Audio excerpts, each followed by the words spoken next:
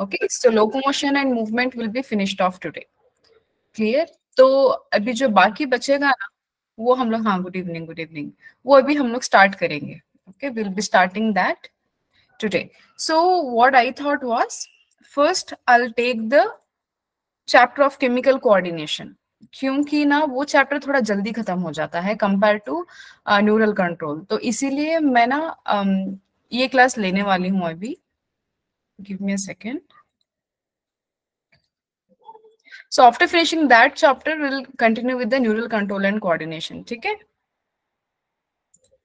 Yes. हाँ. So is the screen visible to you? Yes, tell me. Screen visible है? Is my voice completely audible? Okay.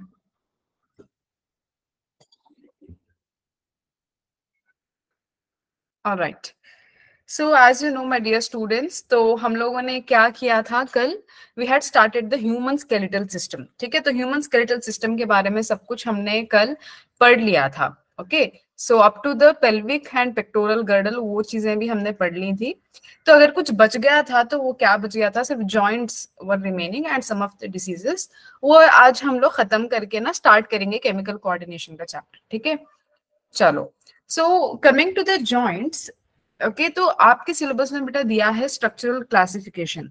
Okay, तो आपका NCERT के हिसाब से ही हम लोग अभी पढ़ने वाले हैं. Alright, so mainly our joints, okay, so the human joints can be classified into three categories: fibrous joints, cartilaginous joints and synovial joints.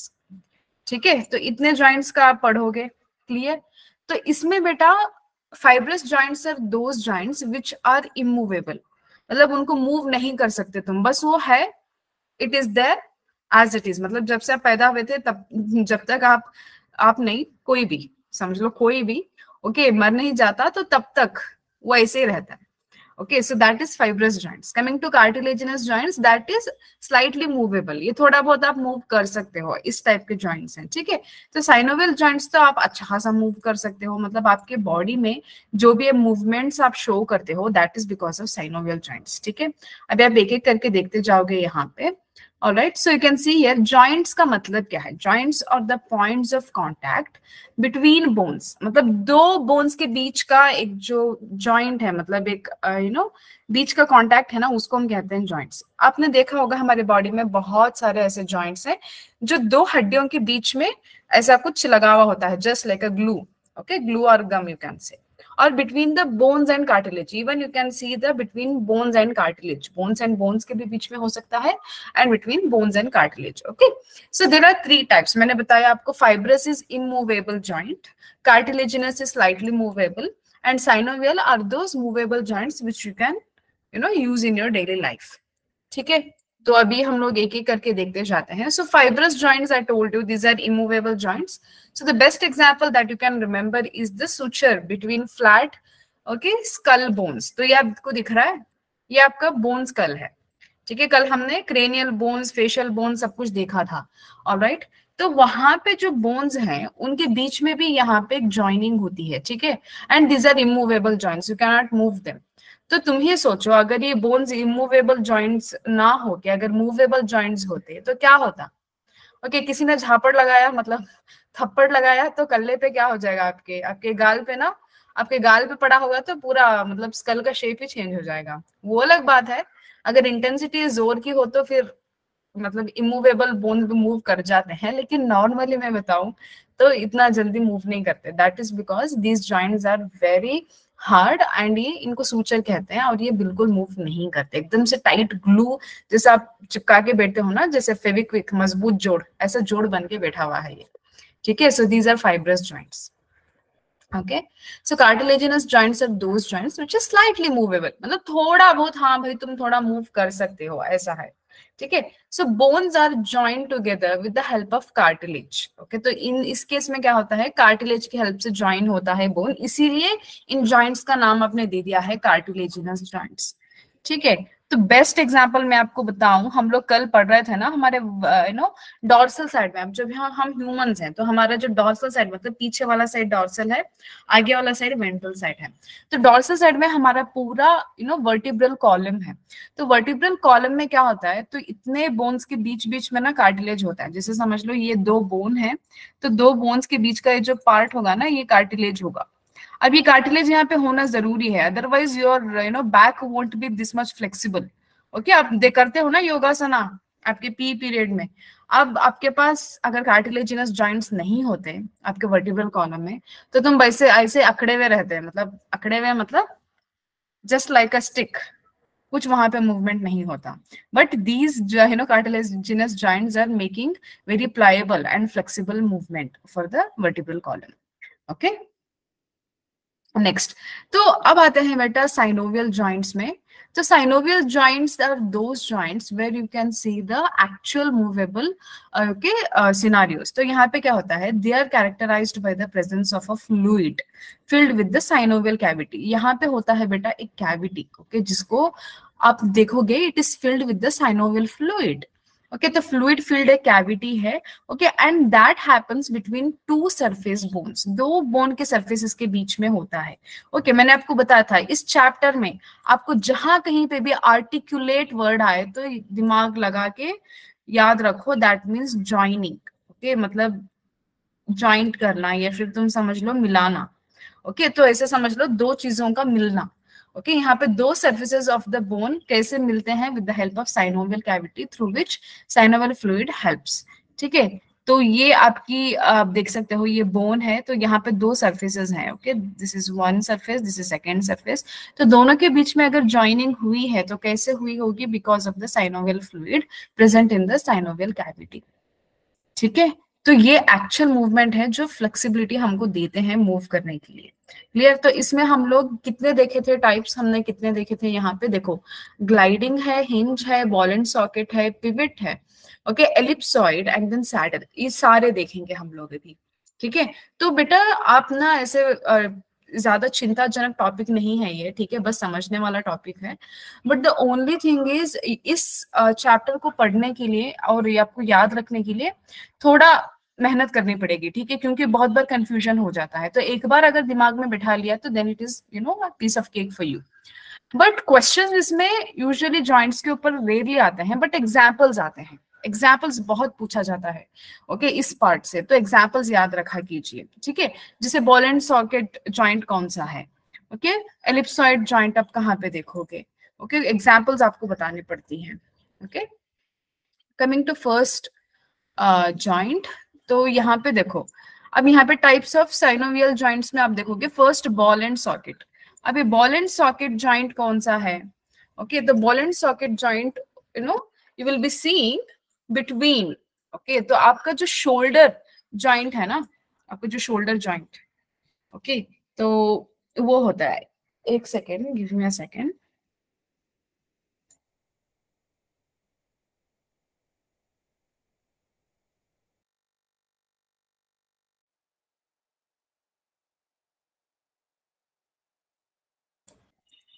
Okay, all right. So, am I visible to you? Okay. तो बेटा ये जो ball and socket joint है ना, ये है यहाँ का joint. Okay, can you see here, this joint is that, okay, shoulder joint. यहाँ पे मैंने आपको बताया था ग्लिनॉइड कैविटी होती है। ओके, मतलब ये ऐसा होता है ना, ये एक सॉकेट है, इसके बीच में बोन है, तो ऐसे मूवमेंट होती है इसकी।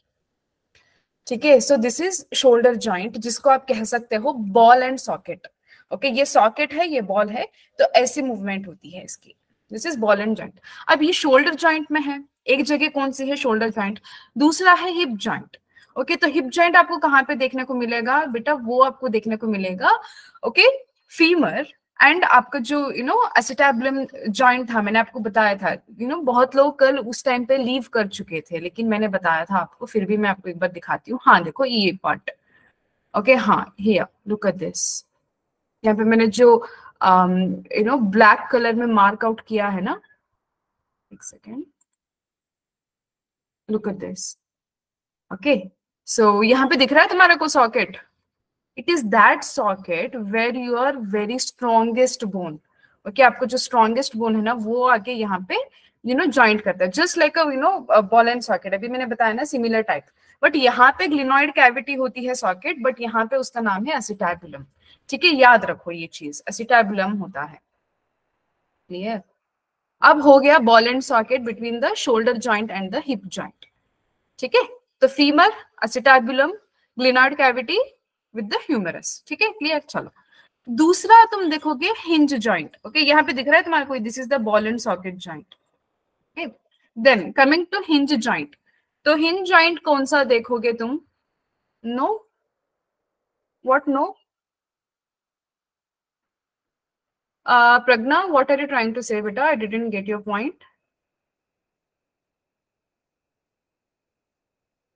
सी डायग्राम में तुमने बोल रहे हो नहीं दिख रहा है, तो उसी को तो बोल रही हूँ ना मैं। ओके यहाँ पे एक सॉकेट होता है, ओके यहाँ पे बोन होता है। ठीक है, तो यहाँ पे बोन होता है, तो यहाँ पे तुम्हारा ह्यूमरस बोन ऐसे मूव करता है, just like you can rotate your hand like that, you can do like this, it is because of that glenoid cavity and the movement. Okay ये जॉइंट है। अब ये डायग्राम तो मतलब मैं क्या बताऊं, ये डायग्राम है यहाँ पे, लेकिन ये मूवमेंट ऐसा एक्चुअली होती है। ठीक है, एनीथिंग एल्स? ये यही यही था ना प्रज्ञा, कुछ और था? ओके तो अभी मैं आपको, हाँ हाँ, नो देन व्हाट? हाँ हाँ बोलिए बोलिए, आप लिख रहे हो नो फिर लिख रहे हो मैम, बताइए भाई डाउट क्या है आखिर? आखिर मसला क्या है? मसले को हम सुलझाएंगे, आप बताइए तो सही। I can't wait but you have to keep writing very fast. हाँ बोलिए बोलिए, डाउट क्या है? ओके आप लिखते रहिए, मैं फिर बताऊंगी। तो दूसरे बेटा हम आएंगे हिंज जॉइंट में। ओके सो हिंज जॉइंट कहाँ पे होता है? It is between the elbow joint, screen not visible. अरे भाई ये पहले बताते ना यार, इतने लोग हैं तुम अब बता रहे हो 10 मिनट के बाद। चलो कोई नहीं, अभी तो किसी ने बता लिया, 1 मिनट। यार कितना सब कुछ मैंने यहाँ पे दिखाया तुम लोगों को। एक second, wait wait wait, I am presenting here, 1 minute.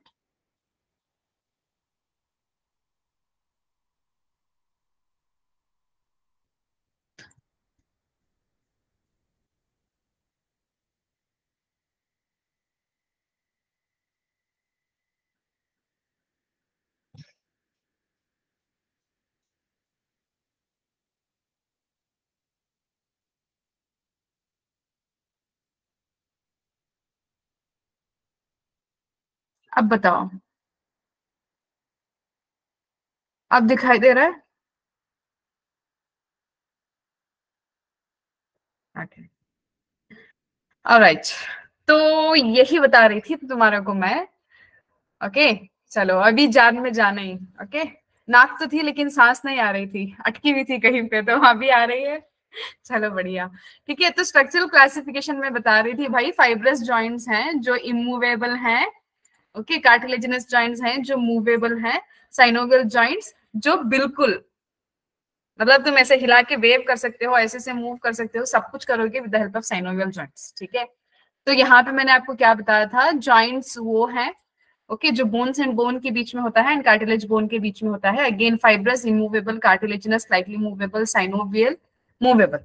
ठीक है, ये हो गया। इसके अलावा आपको क्या देखना है, यहाँ पे फाइब्रस जॉइंट्स मैंने बताया आपको बिल्कुल इमूवेबल जॉइंट्स हैं, और ये कहाँ पे देखोगे आप, स्कल में।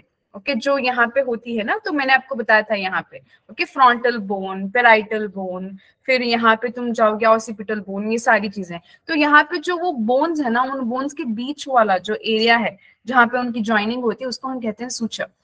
ओके बेटा सूचर हम लोग बायोलॉजी में और जगह पे भी यूज करते हैं, आप एमबीबीएस आगे जाके पढ़ोगे ना तो तुम्हारे को समझ में आएगा।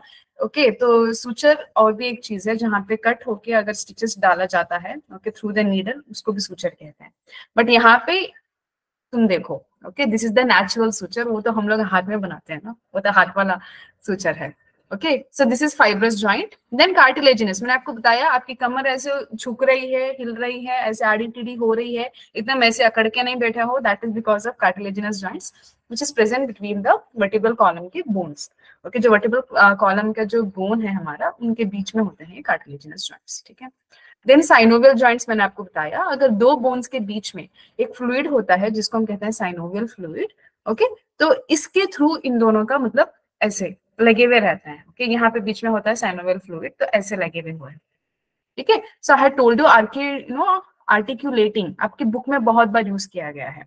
ओके, तो आर्टिकुलेटिंग का मतलब है ज्वाइन करना, कहीं पे भी ज्वाइंट है, जैसे आपकी एनसीईआरटी ने दिया था वहां पे, ओके, स्कैपुला, ओके, आपकी पीठ में यहाँ पे होता है, मैंने आपको बताया था कल बहुत सारे लोग चले गए थे शायद उस पार्ट में को मैं कराते टाइम पे। ओके, ऐसे ट्राइंगुलर बोन होता है स्कैपुला, इसके आगे ऐसे बोन आ जाता है, ठीक है। तो यहाँ पे जितना पार्ट स्कैपुला में रहता है इसको हम कहते हैं स्पाइन। ओके, फिर ये होता है एक्रोमियन प्रोसेस। ओके, इस एक्रोमियन प्रोसेस से फिर हमारा आता है कॉलर बोन जिसको हम कहते हैं क्लैविकल। ओके, ये कॉलर बोन आता है। ओके, यहाँ पे जो कॉलर बोन है वो है क्लैविकल, ठीक है। तो ये सब चीजें मैंने आपको बताई थी। तो यहाँ पे आप वर्ड देखोगे आर्टिकुलेटेड। ओके, आपका acromion process is articulated with the clavicle, मतलब लगा हुआ है, जुड़ा हुआ है, ठीक है। नेक्स्ट, तो मैं आपको यही बता रही थी जो साइनोवियल जॉइंट्स है वो शोल्डर एंड हिप जॉइंट में आपको देखने को मिलेगा। शोल्डर में जो आपका हीमरस है, ओके, वो उसके अलावा होता है ग्लिनॉइड कैविटी। उसके अलावा जो पेल्विक गर्डल में हमने पढ़ा था वहां पे acetabulum and the femur. Okay, then hinge joint, hinge का मतलब क्या होता है, अगर आपने खिड़कियां देखे होंगे, आपकी नवोदय में भी होंगी खिड़कियां ऐसे, तो उन खिड़कियों में क्या होता है ना, अब देखो वो खिड़की मतलब एक डायरेक्शन में ऐसा खुल सकती है, या फिर दरवाजा। ओके, हमारा जो दरवाजा होता है वो हिंज से जॉइंट होता है, तो तुम क्या कर सकते हो, बिल्कुल उसको ऐसे खोल सकते हो इन दिस डायरेक्शन, तुम एकदम से 360 डिग्री उसको नहीं घुमा सकते, ठीक है। तो ऐसे खोलने वाला जो एरिया है that opens only in one direction, that is hinge. अब हमारे बॉडी में ये कहाँ पे है, जैसे समझ लो ये पार्ट। ओके, ये हम लोग ऐसे एक तरफ ही कर सकते हैं ना, थोड़ी ना हम ऐसे करके यहाँ पे घुमाएंगे, नहीं, only 180 degree, this is hinge. आप डोर भी सिर्फ 180 डिग्री ओपन कर सकते हो, ठीक है। तो ये आपको कहाँ पे देखने को मिलेगा, एक एल्बो में, दूसरा तुम्हारे नी जॉइंट में। ओके, अब मैं नी स्क्रीन तक नहीं ला सकती वरना तुम खुद करो। ओके, तो ऐसे देखो 180 डिग्री, ठीक है। आप लोग तो प्रोफेशनल हो, पूरे योगा करने वाले एथलीट्स हो मेरे सारे स्टूडेंट्स, तो आपको पता ही होगा, ठीक है। नेक्स्ट आता है पिवट जॉइंट जो अटलास एंड एक्सिस के बीच में होता है, ठीक है। तो यहाँ पे देखेंगे कहीं पे स्ट्रक्चर होगा पिवट का। हाँ, ये देखो ये हिंज है जो नी के बीच में है, ठीक है, ये नी के बीच में, ये फीमर है, ये रेडियस, ये उल्ना, और ये आपका हिंज जॉइंट, ठीक है। चलो नेक्स्ट, हाँ, ये पिवट जॉइंट लिखा है यहाँ पे। Okay, so what exactly is pivot बेटा। ओके, तो पिवट जॉइंट ना it is between Atlas and axis. Okay, हमारा अटलास और एक्सिस के बीच में होता है, मैंने आपको बताया था यहाँ पे। ओके, तो वो होता है फिर आपका अटलास एंड एक्सिस के बीच वाला जॉइंट, पिवट जॉइंट, ठीक है। तो you can say know like that, तुम नो कह रहे हो ना ऐसे ऐसे करके, that is because of these two bones only. तो आपका जो वर्टिब्रल कॉलम स्टार्ट होता है ना, तो वहां पे मैंने आपको बताया था, आप एनसीईआरटी पढ़ोगे तो बेटा आपको सब कुछ है वहां पे। अटलास एक्सिस वो स्टार्टिंग वाले होते हैं, उसके बाद सारा आपका वर्टिब्रल कॉलम स्टार्ट होता है। ओके, सर्विक्स आएगा, फिर थोरैक्स रीजन आएगा, ओके, फिर लंबार रीजन आएगा, फिर सैक्रम आएगा, फिर कॉकिक्स आएगा, ये सारी चीजें आती जाएंगी, क्लियर। ओके, तो नेक्स्ट वाला डायग्राम क्या है, okay, good, Pragya is giving a thumbs up, I am very happy to see that. Okay, gliding joint, gliding होता है बेटा ऐसा, तो यूजुअली हमारे बॉडी में बहुत जगह पे ग्लाइडिंग होता है। ओके, सो आप ऐसे देखोगे, मतलब ऐसा ग्लाइड करने वाला जॉइंट। अब जैसे हिंज तो समझ लो ऐसा ओपन करने वाला, एंड बॉल एंड सॉकेट तो ये वाला जॉइंट है, ठीक है। ग्लाइडिंग जॉइंट ना हमारे आप कार्पल्स में देखोगे, ये हो रहा है हमारे यहाँ पे कार्पल बोन्स है, ठीक है। तो कार्पल बोन्स ऐसे मूव कर रहे हैं, this is because of the gliding joints. यहाँ पे बहुत सारे कार्पल बोन्स हैं, तो वो कार्पल बोन्स क्या करेंगे, आपको ऐसे मूव करने में हेल्प करेंगे। Not just carpals, even in the tarsals, आपके जो पैर का बोन है ना, टार्सल बोन, वहां पे भी जो टार्सल और टार्सल के बीच के बोन का जॉइंट है, दैट इज ग्लाइडिंग जॉइंट, ठीक है। अब सैडल जॉइंट क्या है बेटा, मैं आपको बताऊंगी सैडल जॉइंट। तो सैडल हम किसको कहते हैं, देखो आपने यहाँ पे पिक्चर भी डाली है, घोड़ा है, घोड़े के ऊपर हमने सैडल बिठाया है। किसी ने ली है घोड़े की सवारी, किसी ने करी है, मैंने करी थी कश्मीर में।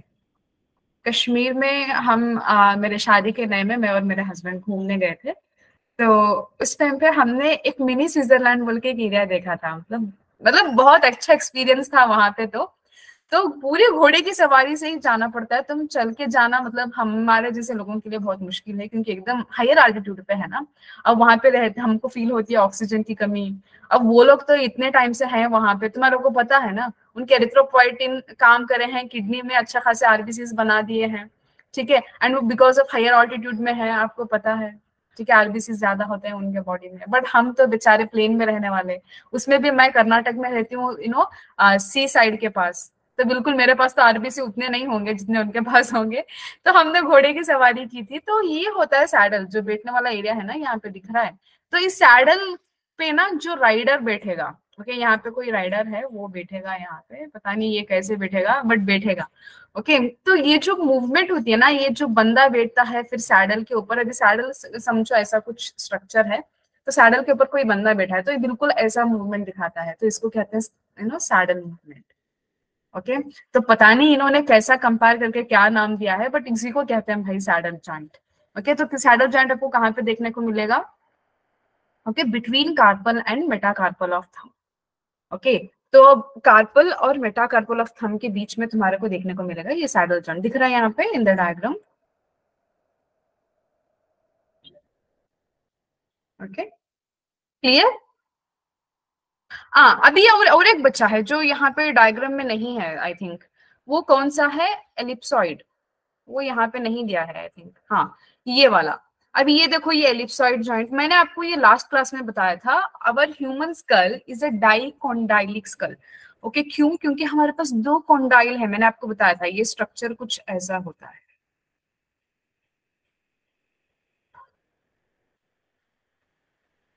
ओके, तो ये हो गया 1 2, दो कॉन्डाइल होते हैं यहाँ पे, एंड इसके नीचे आता है फर्स्ट बोन तुम्हारा अटलास। ठीक है, दिस इज वर्टेब्रल कॉलम का फर्स्ट बोन। तो ये क्या हो गया? Dicondylic bone. तो इसी को हम कहते हैं एलिप्सॉइड बोन भी।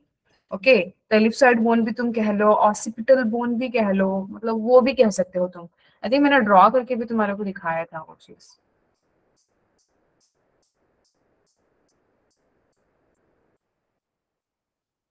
हाँ, देखो, ऑसिपिटल कॉन्डाइल। ठीक है, तो यहाँ पे मैंने आपको ड्रॉ करके बताया था, यहाँ पे दो कॉन्डॉइल होते, क्योंकि इन्हीं के रीजन की वजह से तुम ना एकदम ज्यादा ऐसा घुमा नहीं सकते, क्योंकि तुम्हारे पास दो जॉइंट्स हैं। बेटा तुम सच में बताऊं ना, तुम किसी का ऐसा बैक देखो तो यहाँ पे आपको दो रीजन जैसे दिखते हैं। यहाँ पे एक बोन, यहाँ पे एक बोन जैसा तुम्हारे को दिखता है, like one bone here, one bone here. मतलब जो लड़के बहुत दुबले दुबले होते हैं ना, एकदम पतले से, जो माल न्यूट्रिशन के शिकार हैं, ऐसे बच्चों को तुम देखोगे ना, छोटे छोटे बच्चों को भी देखो जो बहुत दुबले हैं, तो उनमें वो बहुत प्रोमिनेंट होता है वो बोन। ठीक है, वो तुम्हारे को अच्छे से दिख भी जाता है। ठीक है, तो दो कॉर्ड में ना हमारे पास कॉन्डॉइल है। मैंने आपको बताया था, अगर वही बात मैं बर्ड्स की कर लूँ या कोई भी ऐसे प्रिमिटिव ऑर्गेनिजम्स की कर लूँ, जो उनमें aves such as birds aves मैंने बताया, उनमें मोनोकॉन्डाइलिक स्कल होता है। ठीक है, तो ये भी एक बोन है। ओके, और इस जॉइंट को जो मैंने आपको बताया था ना यहाँ पे, ओके, तो इस टाइप के जॉइंट को हम कहते हैं एलिप्सॉइड। तो आई थिंक सारे ही मैंने क्लियर कर लिए। आपके एनसीईआरटी में एलिप्सॉइड का जिक्र नहीं किया गया है, बट मैंने बता दिया। चलो इतना ही, that's all for the joints. Now coming to the disorders. हाँ, तो क्या क्या डिसऑर्डर्स हो सकते हैं भाई मस्कुलर एंड स्केलेटल सिस्टम्स के? Let's see that. हाँ, ये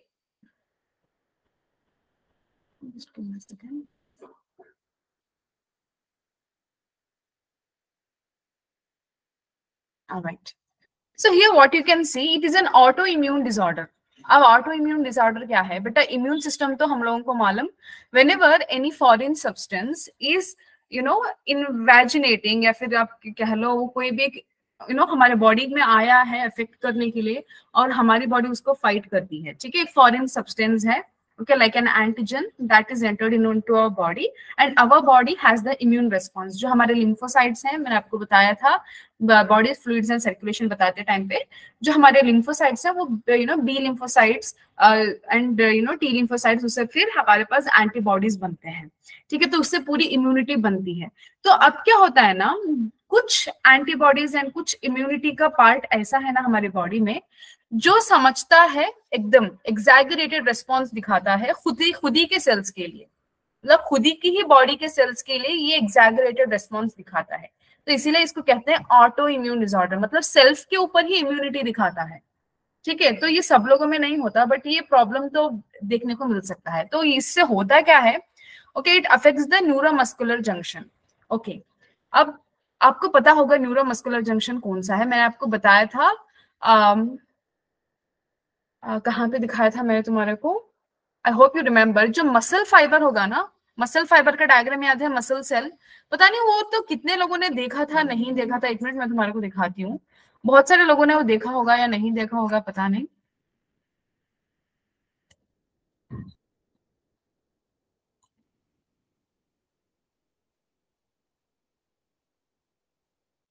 नहीं यार, ये पता नहीं कुछ प्रेजेंटेशन का कुछ और ही मसला चल रहा है यहाँ पे।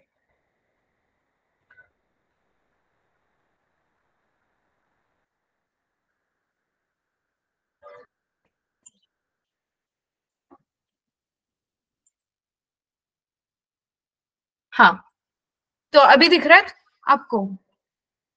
हाँ, तो आप यहाँ पे क्या देख सकते हो, what you can see here. Okay, तो यहाँ पे मैंने आपको बताया था ये एक मसल का सेल है, this is a muscle cell. Okay, okay, great great, आपने थम्स अप दे दिया तो समझ में आ गया। ओके, तो यहाँ पे आपको दिख रहा है this is neuron and this is axon terminal. Okay, axon का टर्मिनल है, तो इसके बीच में मतलब जो मसल का फाइबर है एंड जो एक्सॉन का टर्मिनल है, ओके, न्यूरॉन एक्सॉन टर्मिनल, तो इसके बीच में ये पार्ट होता है जहां पे असिटाइल कोलाइन ना अपना कंपोनेंट आके इस न्यूरोमस्कुलर जंक्शन में रिलीज करता है, या फिर आप मोटार एंड प्लेट भी इसको कह सकते हो। ठीक है, तो this is that neuromuscular junction. Okay, तो अब यहाँ पे हो जाती है प्रॉब्लम, गड़बड़ हो जाती है। ठीक है, और जब मैंने आपको एक्सप्लेन किया था, आई होप कि आप सब लोग थे, क्योंकि बहुत इंटरेस्टिंग क्लास थी वो भी। ओके, ये सारी चीजें मैंने अपने हैंड रिटन नोट से आपको समझाई थी, पूरा स्लाइडिंग मैकेनिज्म समझाया था, ये पूरा मैकेनिज्म मैंने आपको बताया था कि कैसे होता है कॉन्ट्रैक्शन, रिलैक्सेशन, सब चीजें। पता नहीं कितने लोग थे कितने लोग नहीं थे।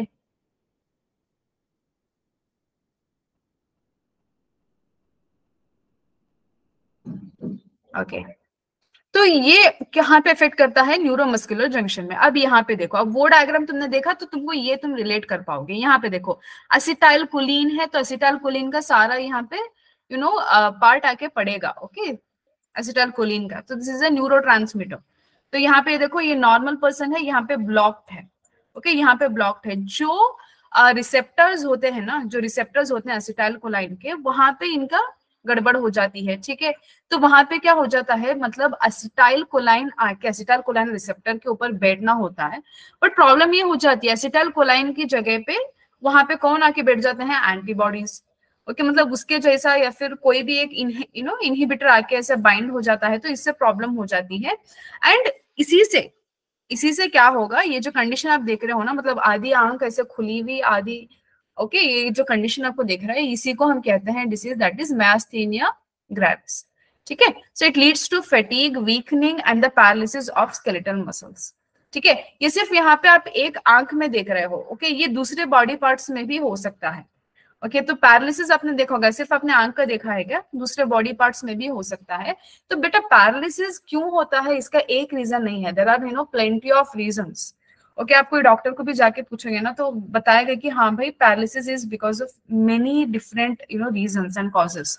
ठीक है, बट यहाँ पे ये क्यों हो रहा है, it is an auto immune disorder, it affects the neuromuscular junction. Okay, वहां पे जो रिसेप्टर एंड जो न्यूरोट्रांसमीटर के बीच की बाइंडिंग होती है उसको रोकता है। ठीक है, इतना आपके लिए काफी है। Then coming to next disorder, that is muscular dystrophy. ठीक है, ये नॉर्मल बाइसेप्स हैं, देखो कितने अच्छे बाइसेप्स हैं, और ये बाइसेप्स विद मस्कुलर डिस्ट्रोफी, ये देखो कैसे बाइसेप्स हैं। हाँ, अब एक और बात मैं बता दूं, पता नहीं मैंने लास्ट टाइम पे जब ये क्लास करवाई थी ना, तो उस टाइम पे मैं नवोदय में थी, मतलब फिजिकल क्लासेस लेती थी मैं, ऑनलाइन नहीं। तो एक बच्चे ने इस डायग्राम को देख लिया, और जो मोटा बच्चा था वो थोड़ा दुबले से बच्चे को बोलने लगा, देख तेरे को मस्कुलर डिस्ट्रोफी है। नहीं, ऐसे नहीं करना बच्चों, क्योंकि जब भी डायग्राम देखती हूँ मुझे वो चीज याद आती है। ठीक है, प्लीज ऐसा मत कीजिए, आपके फ्रेंड्स को ऐसे भी मत छेड़ा कीजिए। ठीक है, कुछ बच्चे नेचुरली हेल्दी होते हैं। ओके, कुछ बच्चे थोड़े लीन होते हैं, जो बच्चे लीन होते हैं ऐसा नहीं है कि उनके पास मसल्स कम है या फिर ऐसा नहीं। ओके जो बच्चे दुबले होते हैं, दुबले पतले होते हैं ना, उनके पास लीन मसल मास होता है, बट वो भी बहुत स्ट्रांग होते हैं, ठीक है, ऐसा नहीं। तो जो भी लोग थोड़ा दुबले पतले दिखते हैं तो उनको ऐसा मत कहना, ठीक है। मेरा बहुत बुरा एक्सपीरियंस है ये मेरे मतलब 2 साल पहले का बैच था। चलो, तो अभी देखो, progressive degeneration of skeletal muscles, this is mostly due to genetic disorder. Okay ये होता है बेटा, इसका मेन रीजन है जेनेटिक डिसऑर्डर से। ओके आप ऐसा नहीं बोल सकते कि मैम ये कैसे हम लोग इसको सुधारें, कोई डाइट सुधारें, कोई डाइट में ऐसी चीजें खाएं, विटामिन लें, क्या करें बेटा, ये जेनेटिक प्रॉब्लम है, इसको बहुत मुश्किल से ही सुधारा जा सकता है। Most of the times it is treat करना इसको बहुत ही मुश्किल भी माना जाता है, ठीक है। Can you recognize a person who has a condition like this? बहुत मशहूर एक बंदे हैं जो हाल ही में गुजरे हैं, मतलब हाल ही में उन्होंने एक्सपायर की है। तो ये फोटो देखने पे आपको कोई याद आता है, कोई साइंटिस्ट ऐसा कुछ? पता नहीं आपकी जनरल नॉलेज कितनी अच्छी है, मेरी तो बहुत अच्छी है। ओके तो नेक्स्ट डिसीज इज टेटनी। तो टेटनी क्या है? It is the rapid spasm in the muscle due to the low calcium in the body fluid, ठीक है। तो ये आप देख सकते हो बहुत सारे लोगों में होता है, ओके मैंने मतलब कॉमनली बहुत देखा है ये अपने आसपास के लोगों में ही, ठीक है। तो ये क्यों होता है? क्योंकि इनके बॉडी में ना लो कैल्शियम होता है मसल्स में, ओके तो बॉडी फ्लूइड्स में भी ज्यादा कैल्शियम नहीं होता। तो अगर बॉडी फ्लूइड में भी कैल्शियम नहीं होता तो आपको पता है हमारे मसल में कैल्शियम का भंडार कौन है? सार्कोप्लाज्मिक रेटिकुलम, तो वहां पे भी कैल्शियम नहीं होगा। तो इससे क्या हो जाता है ना, एकदम से कॉन्ट्रैक्ट करता है तो वो फिर छोड़ता नहीं है। मतलब तुम्हारे को पता है, मैंने वहां पे आपको बताया था डाइजेस्टिंग एंजाइम चाहिए, acetyl कोलाइन digesting enzyme for the relaxation, okay contract कराने के लिए एसिटाइल कोलाइन एंड एसिटाइल कोलाइन रिसेप्टर, तो वो हेल्प करते हैं transmission and conduction of impulse. But main काम होता है because of this calcium, okay जब कैल्शियम ट्रोपोनिन सी को जब जाके ज्वाइन करता है तो कॉन्ट्रैक्शन होता है। जब ट्रोपोनिन सी से कैल्शियम निकल के वापस जब जाता है सार्कोप्लाज्मिक रेटिकुलम में तो वहां पर रिलैक्सेशन होता है। मैंने सब कुछ एक्सप्लेन किया था आपको, ओके तो कैल्शियम बहुत जरूरी है और ये रैपिड स्पैज्म्स होते हैं यहाँ पे, ठीक है। और very good Pragya, I was expecting this and you had answered, very good. Stephen Hawking, okay तो आप यहाँ पे देखोगे जो रैपिड स्पैज्म कहते हैं ना, हम यहाँ पे कह रहे हैं ना, आप ये कंफ्यूज मत कर जाना कि सडन स्पैज्म्स कुछ लोगों को फील होता है, ठीक है। तुम भाग लिए थोड़ा तो कोई मसल ऐसा, मतलब हम कहते हैं मसल कैच हुआ या फिर कुछ ऐसा मसल पकड़ गया, कुछ हुआ, okay that is a normal spasm, वो होता है, ओके इट इज कॉमन। अगर समझ लो तुमने कुछ ऐसा एक्सरसाइज किया, रिगरस एक्सरसाइज किया तो एक बार वैसा स्पैज्म होता है। But this tetani is completely different, ये बिल्कुल लो कैल्शियम की वजह से ऐसे मतलब जो कॉन्ट्रैक्ट हुए हैं रिलैक्स ही नहीं होते, ओके तो ये बहुत मुश्किल है। लेकिन हमारे पास जो ऐसे होते रहता है ना, this is due to, okay ये नॉर्मल है, ओके ये ड्यू टू क्या होता है बेटा, अगर तुमने हैवीली एक्सरसाइज कर लिया तो वो थोड़ा अपने बॉडी को पेसअप करने में थोड़ा टाइम लगता है, ठीक है। और ये सबको होता है यूजुअली, आप अगर देखो ना तो कोई विटामिन की भी डिफिशियंसी होती है, इसीलिए ऐसे स्पैज्म्स होते रहते हैं नॉर्मली। आपने एक्सपीरियंस किया होगा या सुना होगा या फिर आपके मदर्स को होता होगा, किसी को भी, तो that is because of vitamin. मुझे याद नहीं है मैंने पढ़ा था वो कौन से विटामिन की डिफिशियंसी की वजह से होता है, बट ऐसे स्पैज्म्स होते रहते हैं। यूजुअली एथलेटिक्स को जो करते हैं ना उनको भी होते हैं। तो second is arthritis, okay arthritis बेटा it is a inflammation of joints, okay joints में इन्फ्लेमेशन होती है। और मैं सच बताऊं, किसी दुश्मन को भी ये डिसीज ना आए, क्योंकि इतना दर्द का डिसीज होता है, इतना दर्दनाक, समझ लो very painful disease is this arthritis, बहुत दर्द होता है इसमें, okay. Osteoporosis, osteo means bone, porosis मतलब पोर्स, जो हम वहां पे ज्यादा पोर्स हो जाते हैं, ठीक है। तो ये ऑस्टियोपोरोसिस आप यूजुअली देखोगे थोड़ा, ओके 30 एंड अबव के लेडीज में, ओके 35 एंड आगे के लेडीज में आप देखोगे वहां पे क्या होता है, बोन मास कम होने लगता है, ओके लेडीज को ये प्रॉब्लम ज्यादा होती है। क्यों? क्योंकि बेटा दे लैक्ट, ओके लैक्टेशन के ड्यूरिंग वो कैल्शियम उनका बहुत ज्यादा, ओके बेबी के फीडिंग में निकल जाता है, तो ये भी प्रॉब्लम है, ओके और बहुत सारी चीजें ऐसे फैक्टर्स हैं जिससे लेडीज का बोन मास कम होते रहता है। तो इसीलिए डॉक्टर सजेस्ट करते हैं कि ना कि तुम शलकाल खाओ या फिर कैल्शियम इंटेक ज्यादा करो, अंडा ज्यादा खाओ, बनाना ज्यादा खाओ, दूध ज्यादा पियो, ठीक है। लड़कियों को कहा जाता है, उसमें भी ना जो थोड़ा 35-40 के अबाव है उनको तो ज्यादा रिकमेंड किया जाता है, ओके क्योंकि बोन्स हॉलो हो जाने लगते हैं, ठीक है। Then gout, okay gout is again an inflammation of joints, but it is due to the accumulation of uric acid crystals, okay ये क्यों होता है? देखो इन्फ्लेमेशन तो ये भी था, कौन, अर्थराइटिस भी इन्फ्लेमेशन ऑफ जॉइंट्स है, बट यहाँ पे कोई चीज का अक्यूमुलेशन नहीं होता, that happens here. Okay gout में accumulation of uric acid crystals होते हैं, यहाँ पे दिख रहा है यूरिक एसिड क्रिस्टल्स, तो इससे ये डिसीज होती है गाउट। ठीक है, सो इतना ही है आपके सिलेबस में। अभी हम लोग स्टार्ट करेंगे केमिकल कोऑर्डिनेशन एंड इंटीग्रेशन। मैंने बताया ना ये चैप्टर थोड़ा जल्दी खत्म हो जाएगा, तो इसको खत्म करके हम लोग न्यूरल कंट्रोल एंड कोऑर्डिनेशन फिर स्टार्ट करेंगे। ठीक है, नेक्स्ट। हाँ तो चलो अभी स्टार्ट करते हैं यहाँ पे। So what is endocrine system? तो पहले एंडोक्राइन सिस्टम पढ़ेंगे। तो एंडोक्राइन का मतलब क्या है? Endocrine includes endocrine glands and their secretions और हार्मोन्स। ठीक है, तो इतना समझो बेटा, तुम जो भी तुम पढ़ते हो ना, हमारे एंडोक्राइन हो गया, एक्सोक्राइन हो गया, वहां पे तो मेन चीज आपको यहाँ पे पता लगनी ये होती है, that is a role of hormones. Okay, हमारे बॉडी में हार्मोन्स का इतना बड़ा वाइटल रोल है ना, बिना हार्मोन्स के हम कुछ नहीं कर सकते। एक एंजाइम्स हो गया, एक हार्मोन्स हो गया, इनका ना हम लाख भी शुक्र करें तो कम है, मतलब थैंक्स बोलें अपने बॉडी को तो कम है। ओके एक सेकेंड।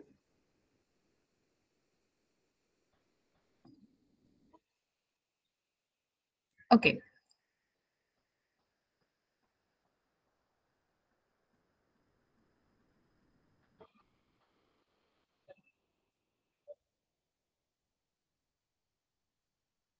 गिव मी सेकेंड, थोड़ा पानी पी लूं, 1 मिनट में।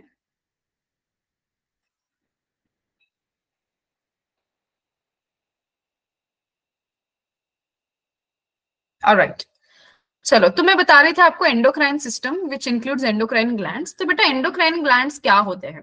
Okay so these endocrine glands secrete hormone. तुम कंफ्यूज नहीं हो जाना, exocrine glands are those which secrete enzymes. Exocrine glands secrete करते हैं एंजाइम्स, एंडोक्राइन सेक्रेट करते हैं हार्मोन्स। अब एक्सोक्राइन और एंडोक्राइन में क्या डिफरेंस है?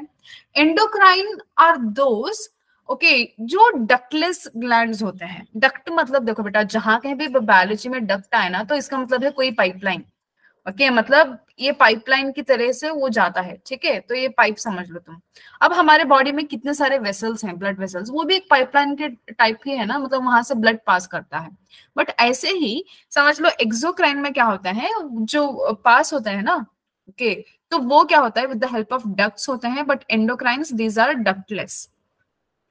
ओके चलो इतना I hope clear. Then endocrine are more complex. बेटा जो एंडोक्राइन है ना, ये ज्यादा कॉम्प्लेक्स है कंपेयर टू एक्सोक्राइन, वो बहुत सिंपल होता है। ओके एक्सोक्राइन एंजाइम्स सेक्रेट करते हैं यूजुअली तो।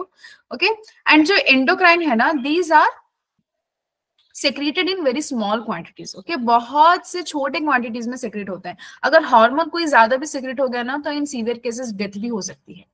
ठीक है, तो इसीलिए ये बहुत माइन्यूट क्वांटिटीज में सेक्रेट होता है। और इसमें एंडोक्राइन में तुम डक्ट्स नहीं देखते। ठीक है, डक्ट्स का नहीं देखते। तो अब मुझे बताओ, you have to answer me, ma'am अगर डक्ट्स नहीं है तो हार्मोन्स कैसे ट्रैवल करेंगे? समझ लो, अब कोई भी एक हाइपोथैलेमस है, हाइपोथैलेमस ने कोई एंजाइम बनाया। ओके मैंने आपको बताया था एक हार्मोन कौन सा है, वो अल्डोस्टेरोन। Okay in the kidney regulation. ठीक है, तो रेगुलेशन ऑफ किडनी में वहां पे मैंने बताया था कुछ अल्डोस्टेरॉन जो एड्रिनल कॉर्टेक्स में होता है। ठीक है, उसके अलावा मैंने आपको बहुत सारे ऐसे हार्मोन्स बताए हैं। तो आप मुझे बताइए कोई एक हार्मोन ऐसा है जो हाइपोथैलेमस ने उसको प्रोड्यूस किया, पिट्यूटरी ग्लैंड ने सेक्रेट किया। अब मैंने आपको बताया तो डक्टलेस है, तो ये कैसे मूव करेंगे? How will they travel inside the body? Answer करते रहो, comment section is open now. Hormones are non-nutrient chemicals that acts as intercellular messengers and produced in trace amount. बताया ना, ट्रेस्ड अमाउंट मतलब बहुत छोटी अमाउंट में produce होते हैं। Okay now this endocrine glands में तुम क्या क्या पढ़ने वाले हो? Hypothalamus, pituitary, pineal, thyroid, parathyroid, thymus, adrenal, pancreas and gonads. अगर मैं एनसीईआरटी बनाती ना, मतलब मैंने नहीं बनाई, अगर मैं बनाती ना, तो ये चैप्टर मैं आपको 11th में नहीं देती, 12th में देती। ठीक है, क्यों? क्योंकि 11th में आपने सारा ह्यूमन फिजियोलॉजी पढ़ लिया, 12th में आने के बाद तुम पढ़ोगे जो मेजर पार्ट है वो है रिप्रोडक्शन। ओके तो ह्यूमन रिप्रोडक्शन में वहां पे भी बहुत हार्मोन्स आते हैं, मेंस्ट्रुएशन में बहुत सारे आते हैं। ओके तो वो सारे चीजें मिला के उसके बाद में पढ़ने वाली चैप्टर है ये, मैं सच बताऊं तो। मेरा पर्सनल ओपिनियन है। क्यों? क्योंकि अब देखो मैं तुम्हारे को बताऊंगी बहुत सारे हार्मोन्स जो गोनैड से रिलीज होंगे, ओके, तो वो तुम्हारे को समझ नहीं आएंगे, समझाने के लिए बहुत टाइम लग जाएगा। अगर मैं 12th का तुम्हारे को चैप्टर पढ़ा के then if I teach this, ये आपको बहुत हेल्पफुल रहता है, ठीक है। तो ये मेरा पर्सनल ओपिनियन है, आप कुछ नहीं कर सकते। चलो, और ये बहुत इंपॉर्टेंट है, यहाँ से बहुत ज्यादा क्वेश्चंस नीट में आते हैं, ओके। तो आते हैं तो भी एग्जाम्पल्स में आते हैं, हार्मोन्स में आते हैं। इस चैप्टर में तुम कुछ नहीं छोड़ सकते, मतलब लिटरली कुछ नहीं छोड़ सकते। इस चैप्टर को तुम ना मतलब रट लेना अच्छे से, पेज लो, पेपर लो, पेन लो, जो लेना है तुम कहाँ पे लिखो, दीवारों पे लिखो, बेंचेस में लिखो, फ्रेंड के हाथ पे लिखो, जहां पे लिखना है लिखो, लिख लिख के सीखो इसको, ठीक है। तो अब हम चलते हैं बेटा, first one that is hypothalamus, ठीक है। तो neuro secretory cells of hypothalamus secrete the following types of hormone. अब हाइपोथैलेमस कौन से टाइप्स ऑफ हार्मोन सेक्रीट करता है? एक releasing hormone, inhibiting and oxytocin, vasopressin, ठीक है। तो ऑक्सीटोसिन तो अभी तक आपके सिलेबस में नहीं आया, वैसोप्रेसिन तो आया है। Vasopressin is an another name for ADH, anti diuretic hormone. मैंने किडनी चैप्टर में आपको पढ़ाया, ओके। तो एडीएच कब रिलीज होता है? To prevent the diuresis. Diuresis का मतलब क्या है? Frequent urination. फ्रीक्वेंट यूरिनेशन होने से रोकने के लिए हमारे बॉडी ने एक हार्मोन रिलीज करता है, that is anti diuretic hormone, जिसका नाम है वैसोप्रेसिन भी, ठीक है। तो ऑक्सीटोसिन के बारे में मैं आगे चल के आपको बताती हूँ, ठीक है। चलो, सो यहाँ पे देखो तुम, releasing hormone, okay, so these stimulate secretion of pituitary hormones, okay. So ये क्या करता है ना, हमारा हाइपोथैलेमस स्टिमुलेट करता है secretion of pituitary hormones. Example, gonadotropin releasing hormone which stimulates the release of gonadotropin from the pituitary, okay. तो हमारे पिट्यूटरी से ना बहुत सारे हार्मोन्स रिलीज होते हैं बेटा, मतलब पिट्यूटरी तो मैं क्या बताऊं, उसका रोल ना बहुत ही वास्ट है, बहुत वास्ट रोल है। आपकी एनसीईआरटी ने ना फिर भी उसको बहुत कम दिया है आपके सिलेबस में, ओके, बहुत ज्यादा है पढ़ने वाला पिट्यूटरी हार्मोन्स के बारे में। तो ये जो हाइपोथैलेमस है ना, ये रिलीजिंग हार्मोन है, मतलब ये किसको स्टिमुलेट करता है? पिट्यूटरी को, ताकि तुम रिलीज करो। मैंने आपको बताया था, है ना, हाइपोथैलेमस बहुत सारे हार्मोन्स बनाता है एंड ऑर्डर देता है रिलीज करवाने को थ्रू द पिट्यूटरी हार्मोन, ठीक है, ऐसा। तो उसमें एग्जांपल है, one of the example is gonadotropin releasing hormone which stimulates the release of gonadotropin hormone from pituitary. एक एग्जांपल आपकी एनसीईआरटी ने दिया है, तो इतना ही याद रखो। देन मैं और एक चीज बताना भूल गई, इस चैप्टर से तुम कोई भी एक्स्ट्रा क्वेश्चंस एक्सपेक्ट नहीं कर सकते, मतलब लिटरली कोई भी एक्स्ट्रा चीज पूछेगा ही नहीं, क्योंकि इस चैप्टर में ऑलरेडी इतना कुछ है, तो कोई भी एक्स्ट्रा बात आएगी ही नहीं बाहर से, ठीक है। तो जो भी एनसीईआरटी में लिखा है ना, उसको बस तुम अच्छे से जान लो, अच्छे से पढ़ लो, आगे भी बहुत हेल्प आएगा आपको। एमबीबीएस करना जाओगे, डेंटल करने जाओगे, पता नहीं क्या पढ़ने जाओगे तुम, चाहे बीएएमएस कर लो, तो वहां पे भी बहुत हेल्पफुल होने वाला है। ये चैप्टर बहुत इंपॉर्टेंट है, पढ़ो, ठीक है। यूजुअली बच्चों को ये पसंद नहीं आता, तो इसलिए इतना स्ट्रेस कर रही हूँ मैं। Then inhibiting hormones inhibit secretion of pituitary release, या फिर pituitary hormones like somatostatin inhibits the release of growth hormones from the pituitary। अब देखो, कुछ है रिलीजिंग हार्मोन्स, कुछ है इनहिबिटिंग हार्मोन्स। मतलब कोई भी हमारे बॉडी में ना रेगुलेशन होता है बेटा। अब रेगुलेशन में क्या होता है, कोई सिग्नल देता है कि हाँ भाई तुम अभी कोई हार्मोन रिलीज करो, तो रिलीजिंग हार्मोन्स रिलीज हो जाते हैं। अब कोई भी फिर एक सिग्नल जाता है या इम्पल्स जाता है, हाँ भाई अभी तुम हार्मोन को रोको, तो अब ये हार्मोन को रोकने वाले फिर दूसरे कुछ आते हैं, उनको हम कहते हैं इनहिबिटिंग हार्मोन्स, ओके। फिर कोई ऐसा स्ट्रक्चर है जो हार्मोन्स के एक्शन को इनहिबिट करता है, तो ऐसे भी आते हैं, ठीक है। तो inhibiting hormones is an contrary work करता है कई बार, ठीक है। देन दूसरा हो गया oxytocin and vasopressin, these are transported axonally and stored in pituitary, ठीक है। तो एक्सोनली मूवमेंट का मतलब क्या? एक्सॉन अपने कहाँ पे देखा है? न्यूरॉन्स में, ठीक है। तो वहां से ट्रांसपोर्ट होते हैं and they are stored in pituitary, ठीक है। देन हाँ, ये मैंने आपको बताया था, if you remember, sella turcica, do you remember?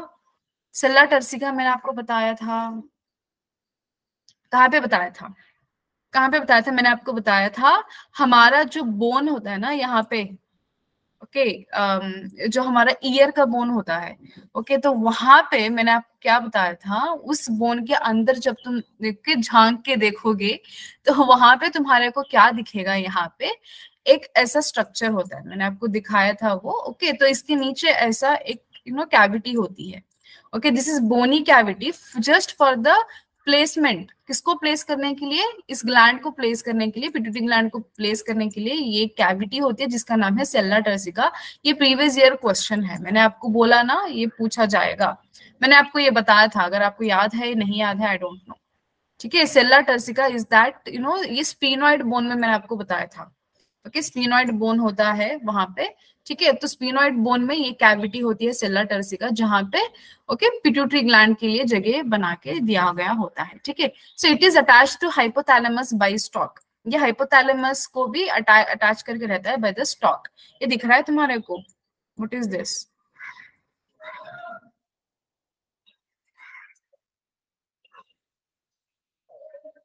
ये आपका पिट्यूटरी है, this is anterior pituitary gland and this is posterior pituitary gland. ठीक है, तो यहाँ पे इस स्टॉक के थ्रू इस पिट्यूटरी ग्लैंड ने अटैच किया किसके साथ? हाइपोथैलेमस के साथ। ठीक है, यही चीज यहाँ पे लिखी है। Then parts of pituitary gland, या फिर पार्ट्स ऑफ पिट्यूटरी, तो दो पार्ट्स हैं यूजुअली। तो बेटा हम एंटीरियर पोस्टीरियर पिट्यूटरी कहते हैं, बट क्योंकि आप तुम बायोलॉजिकल टर्म्स में पढ़ने वाले हो तो इसको इन नामों से भी याद रखो, that is adeno hypophysis and neuro hypophysis.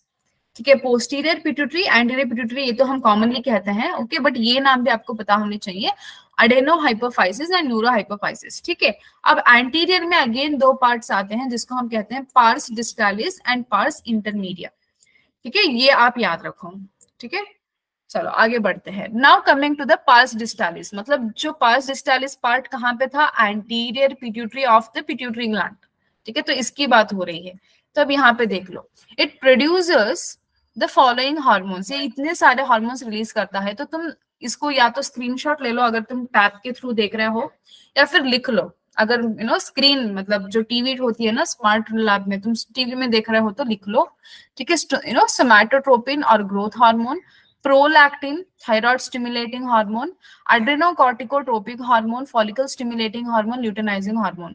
ये दो तो तुम्हारे को बिल्कुल पता ही नहीं होंगे एकदम से। ओके, ये 12th में पढ़ोगे तुम। ठीक है, 12th में पढ़ोगे इनके बारे में बहुत डिटेल से। ओके, देन अब एक एक करके देखते जाएंगे। तो सोमैटोट्रोपिन या फिर ग्रोथ हार्मोन, जिसको जीएच भी कह सकते हैं, ये बहुत जरूरी है for the body growth. Okay, body की ग्रोथ कराने के लिए ये हार्मोन बहुत जरूरी है। अगर इसका ओवर सेक्रेशन हो जाए तो क्या हो सकता है? जाइगैंटिज्म हो सकता है, जो अबनॉर्मल ग्रोथ है। यहाँ पे दिख रहा है जो लंबा तगड़ा तगड़ा सा आदमी जो आप देख रहे हो, this is because of gigantism, over secretion of somatotropin. अगर हाइपोसेक्रेशन हो जाए तो ड्वार्फिज्म हो जाती है। ये दिख रहा है, ये शॉर्टेस्ट और ये टॉलेस्ट। ठीक है, तो ड्वार्फिज्म भी दिख रहा है, जाइगैंटिज्म भी दिख रहा है। Okay, hyposecretion leads to dwarfism, hyper leads to gigantism. ठीक है, तो ये होता है ग्रोथ हार्मोन की वजह से। नाउ अगर over secretion of growth hormone adults में हो जाए, लाइक इन मिडिल एज, अगर मिडिल एज में एकदम से ओवर सेक्रेशन हो गया तो इसको हम कहते हैं एक्रोमेगाली। ओके, एक्रोमेगाली में क्या होता है? Severe disfigurement specially of face, मतलब हमारा जो फेस का बोन है ना वो एकदम से बदल जाता है। ओके, मतलब जो फेशियल बोन्स होते हैं हमारे, उनमें आप देखोगे ओके एकदम से डिस्प्लेसमेंट हो जाता है। Okay, it leads to serious complications like serious complications and premature death. Okay, मतलब इंसान में कोई बीमारी नहीं है फिर भी मतलब रहते रहते बोलते हैं ना, अरे भाई टाइम ही खराब था, तो इसी को कहते हैं। अगर एक सोमैटोट्रोपिन हार्मोन अगर ओवरली सेक्रेट कर दिया अगर मिडिल एज में भी, तो एक्रोमेगाली होके बहुत लोगों का प्रॉब्लम हो सकता है, प्रीमेच्योर डेथ भी हो सकता है। Okay, early diagnosis of the disease is difficult. मतलब देखो भाई, आप कब इसको डायग्नोस कर सकते हो? जब आपका एकदम ना जो फेज है वो डिस्प्लेस हो गया हो, या फिर डिस्फिगर हो गया हो, कोई बोन या कोई जॉ बोन या कुछ भी। ओके, इससे पहले डायग्नोसिस करना तो बहुत मुश्किल है, और बहुत साल तक ये अनडिटेक्टेड भी रह जाता है, कई लोगों को पता ही नहीं चलता, फिर उम्र भी वैसे कट जाती है, तो वैसे ही नेचुरल डेथ भी आ जाती है। ठीक है, तो there are many reasons. Then prolactin, हाँ ये एक ऐसा हार्मोन है ना, तो बिल्कुल ये भी तुम पढ़ोगे फिर 12th में आके। Prolactin is the hormone that regulates the growth of mammary glands. Okay, तो मेमोरी ग्लैंड्स बहुत जरूरी है फीमेल्स में, क्योंकि this helps in the production of milk. Okay, तो मिल्क के प्रोडक्शन में which is done during lactation, तो उसमें प्रोलैक्टिन हेल्प करता है। Thyroid stimulating hormone stimulates the secretion of thyroid hormone from the thyroid gland. Okay, thyroid gland कहाँ पे है वो तो तुम्हारे को पिक्चर्स में आप देखोगे, यहाँ पे देखो, this is thyroid gland. Okay, so ये क्या करेगा? थायराइड स्टिमुलेटिंग हार्मोन रिलीज करता है। ठीक है, then next hormone is ACTH। Okay, adrenocorticotropic hormone stimulates the synthesis and secretion of steroid hormones like glucocorticoids from adrenal cortex. Okay, so adrenal cortex से glucocorticoids हम कहते हैं या फिर स्टेरॉइड हार्मोन्स कहते हैं, जो स्टिमुलेट करते हैं और सेक्रेट भी होते हैं. Okay, stimulate the synthesis and also the secretion. ठीक है बेटा, इनका एक्शन ना तुम्हारे सिलेबस में नहीं है, वरना मैं तुम्हारे को एक्शन भी दिखाती, बट जितना है बस उतना ही पढ़ लो, क्योंकि ऑलरेडी इसमें बहुत सारी चीजें हैं याद रखने को. I don't want to overload you with so many other things which are not expected to ask in NEET. ठीक है, फॉलिकल स्टिमुलेटिंग हार्मोन क्या है? It stimulates the gonadal activity in males FSH, that is follicle stimulating hormone, and androgens regulate the sperm formation. Okay, sperm formation को हम कहते हैं spermatogenesis. कहाँ पे भी जेनेसिस आ जाए ना बायोलॉजी में तो समझ लो formation of something. स्पर्मेटो means sperm का फॉर्मेशन. ठीक है, oogenesis, जेनेसिस मीन्स फॉर्मेशन, ऊ मतलब एग, तो एग का जेनेसिस होता है. ठीक है, तो फीमेल्स में भी एफएसएच बहुत जरूरी है to stimulate the growth and development of ovarian follicles. हमारे ओवरी के अंदर बेटा बहुत सारे ओवेरियन फॉलिकल्स हैं जो अल्टीमेटली हमारा एग बनाती हैं, जिसको हम कहते हैं मैच्योर ग्राफियन फॉलिकल. ठीक है, तो ये सारे ओवेरियन फॉलिकल में चेंजेस लाने के लिए, बहुत सारी चीजें होने के लिए एफएसएच का होना बहुत जरूरी है. ओके, फॉलिकल्स ग्रो ही नहीं करेंगे बेटा अगर एफएसएच नहीं है तो. अगर फॉलिकल्स ग्रो नहीं होंगे तो एग प्रोड्यूस नहीं होगा. अगर एग प्रोड्यूस नहीं होगा फीमेल में तो लेडी प्रेग्नेंट नहीं बन पाएगी. ओके, देन उसके अलावा हमारे पास बहुत सारे आर्टिफिशियल टेक्निक्स भी हैं, लेकिन नेचुरली तो प्रेगनेंसी इम्पॉसिबल हो जाती है अगर एफएसएच ठीक से काम नहीं करा तो. ठीक है, इतना इंपॉर्टेंट रोल है उसका. Then luteinizing hormone stimulates again gonadal activity. In males it stimulates the synthesis and secretion of androgen from testis. ठीक है, ये टेस्टिस में मेल्स में काम आता है एंड फीमेल्स में इट इंड्यूसेस द वोव्यूलेशन. बेटा वोव्यूलेशन क्या है आपने आगे आके पढ़ना है. ठीक है, फीमेल में 3 फेजेस होते हैं, pre ovulation, ovulation, post ovulation and then menstruation. Okay, जो ब्लीडिंग होती है दैट इज मेंस्ट्रुएशन. मेंस्ट्रुएशन के बाद प्री वोव्यूलेशन आता है जहां पे फॉलिकल्स ग्रो करते हैं, मतलब अभी ग्रो करने वाला स्टेज है, समझ लो प्राइमरी फॉलिकल्स हैं यहाँ पे, तो यहाँ से लेके यहाँ तक आने को हम कहते हैं प्री वोव्यूलेशन. ओके, जब हमारा एग है ना, मतलब समझ लो ग्राफियन फॉलिकल, ये मेच्योर हो जाता है एंड फर्टिलाइजेशन के लिए तैयार हो जाता है, तो उसको हम कहते हैं वोव्यूलेशन. ओके, कैसे होता है इसमें भी बहुत सारे चीजें हैं, आगे जाके बताऊंगी आपको. आफ्टर वोव्यूलेशन होता है पोस्ट वोव्यूलेशन. ओके, तो पोस्ट ओव्यूलेशन में क्या होता है, एग बाहर निकल जाता है और जो फॉलिकल है ना वो डीजेनरेट होने लगता है. ठीक है, और इस डीजेनरेटिंग स्ट्रक्चर को हम कहते हैं कॉर्पस ल्यूटियम. और ये कॉर्पस ल्यूटियम बहुत जरूरी है मेंटेन करने को प्रेगनेंसी. इससे फिर आगे जाके बहुत सारे काम निकालने हैं, मैं बताऊंगी. ठीक है, अभी मैंने बताया ना, I don't want to overload you with so many concepts. ठीक है बेटा, ये चीज हम कल करेंगे, अभी टाइम हो गया है, so will stop here up to luteinizing hormone. Okay, thank you Pragya for staying in the call. तो ये हम लोग कल स्टार्ट करेंगे. ठीक है, I am helping you with a better explanation because of diagrams. Diagrams से समझाना बहुत ईजी हो जाता है. ओके बेटा, thank you so much Pragya Kalsaria. See you on Thursday. Okay, take care, bye bye. If you have any doubts you can ask me without any problem. कुछ भी अगर डाउट्स है तो पूछ सकते हो, otherwise you can leave. Okay बेटा, thank you so much. Okay, no problem, no problem. Thank you. या